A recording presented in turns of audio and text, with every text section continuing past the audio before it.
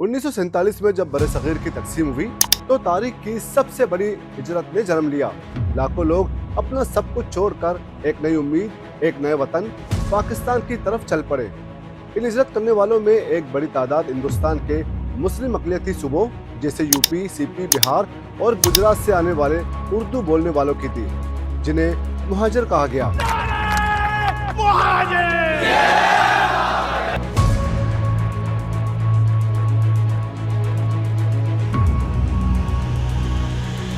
कायम पाकिस्तान के वक्त ये मुहाजिर तबका तहरीक पाकिस्तान का अरवल दस्ता था। ये कायद-ए-आज़म मोहम्मद अली जिन्ना और मुस्लिम लीग के सबसे बड़े हामी थे। लेकिन फिर ऐसा क्या हुआ कि ये तबका कभी सिर्फ पाकिस्तानी होने पर फख्र करता था, वो 1980 की दिहाई तक आते आते एक अलग लिसानी और सियासी शनाख्त इख्तियार करने पर मजबूर हो गया। पाकिस्तान में मुहाजिर सियासत की इब्तिदा कैसे हुई और इसके पीछे कौन से मुहर्रिकात थे, आइए जानते हैं आज की इस तफसीली वीडियो में।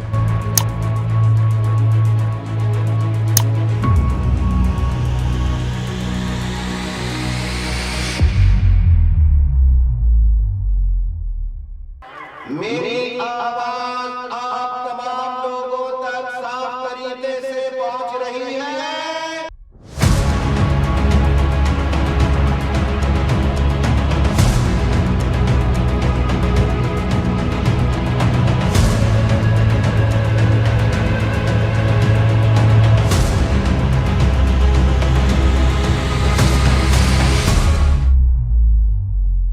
शुरुआत में मुहाजिरीन पाकिस्तान की ब्यूरोक्रेसी, तालीम और कारोबार में बहुत आगे थे। कराची को मुल्क का दारुल हुकूमत बनाया गया, जिसकी वजह से ये शहर मुहाजिर सकाफत और सियासत का मरकज बन गया। इस दौर में मुहाजिरीन की कोई अलग लसानी सियासत नहीं थी।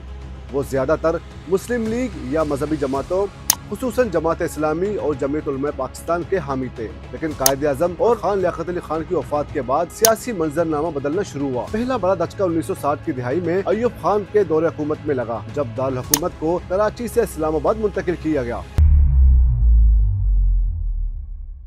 इस फैसले से कराची की सियासी और मुआशी अहमियत को शदीद नुकसान पहुंचा और मुहाजिर ब्यूरोक्रेसी का असर रसूख कम होने लगा। 1965 के सदारती इंतखाबात में कराची के मुहाजिरीन ने अय्यूब खान के मुकाबले में मादर मिल्लत फातिमा जिन्ना का भरपूर साथ दिया। फातिमा जिन्ना के हारने के बाद कराची में मुहाजिर बस्तियों पर हमले हुए, जिसने इस तबके में पहली बार ये एहसास पैदा किया कि इक़्तिदार के ऐवानों में इनकी आवाज को दबाया जा रहा है। मुहाजिर सियासत की इब्तिदा में सबसे बड़ा फैसला कुन मोड़ 1970 की दिहाई में आया, जब जुल्फ़िकार अली भुट्टो इक़्तिदार आए। भुट्टो हुकूमत ने सिंध में दो ऐसे इक़दाम किए जिन्होंने मुहाजिर नौजवानों को हिलाकर रख दिया। पहला इक़दाम था कोटा सिस्टम। इस कानून के तहत सिंध को शहरी और दही हिस्सों में तकसीम कर दिया गया। कराची, हैदराबाद, सक्कर जैसे शहरी इलाकों जहाँ मुहाजिरीन की अक्सरियत थी, सरकारी मुलाजमतों और तालीमी इदारों में कोटा सिर्फ 40% रखा गया, जबकि दही सिंध के लिए 7% कोटा मुख्तस किया गया।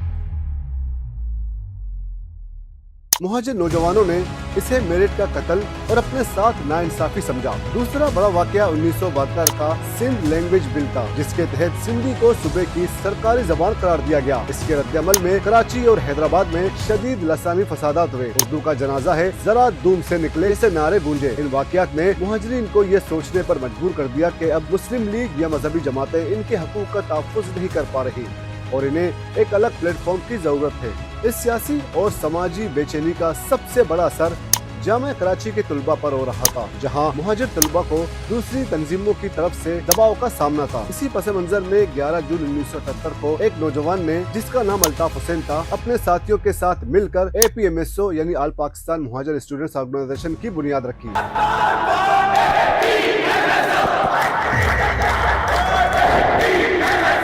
ये पाकिस्तान की तारीख का सबसे इंतहाई अहम दिन था, क्योंकि यही से बाकायदा मुहाजिर कौम परस्ती की सियासत का बीज बोया गया।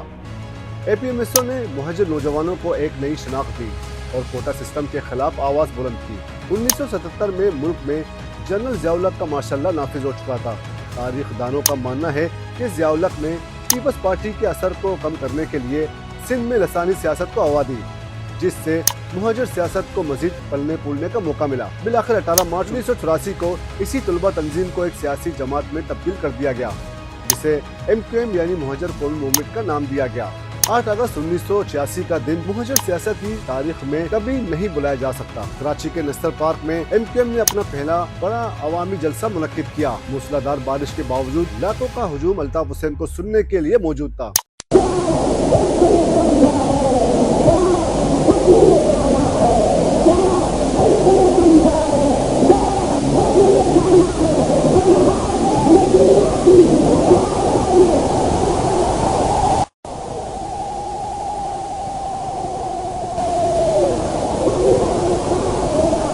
इस जलसे ने साबित कर दिया कि मुहाजिर सियासत अब एक नाकाबिल तस्खीर कुव्वत बन चुकी है। इसके बाद 1987 के बल्दियाती इंतखाबात और फिर 1988 के आम इंतखाबात में MQM ने कराची और हैदराबाद से क्लीन स्वीप करके पूरी मुल्क की क़यादत को हैरान कर दिया। रिवायती मजहबी और सियासी जमातें सिंध के शहरी इलाकों से मुकम्मल तौर पर बाहर हो गयी और मुहाजिर सियासत पाकिस्तान के इक़्तिदार का तवाज़न यानी किंग मेकर बन गयी।